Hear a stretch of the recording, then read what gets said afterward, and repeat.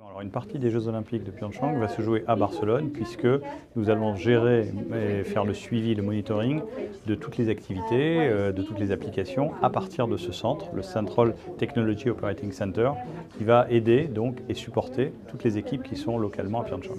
Une partie du traitement informatique est totalement décentralisée et gérée à travers le cloud. Et donc on va pouvoir mutualiser en fait le traitement des données de jeux en jeu par exemple. Ce même centre va traiter les données de Pyeongchang et plus tard celles de Tokyo, puis de Pékin, puis de Paris 2024.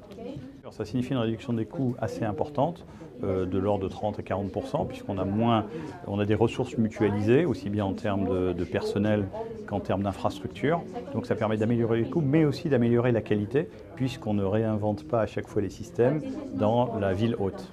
On réduit le coût du processing des données de base pour pouvoir donner de nouveaux services. De plus en plus, on doit fournir des services aux réseaux sociaux, les jeux sont de plus en plus connectés, donc il y a un besoin de services additionnels qui sont financés par les réductions de coûts sur les services de base. C'est une vitrine, on montre qu'il est effectivement possible de digitaliser complètement un processus end-to-end, donc le processus de gestion de la technologie des Jeux Olympiques, et ce que nous faisons ici est totalement applicable à n'importe quelle industrie. On pourra envisager de le faire dans n'importe quel type d'industrie où on mutualise des systèmes grâce au cloud, on les délivre comme un software as a service et on les contrôle à distance.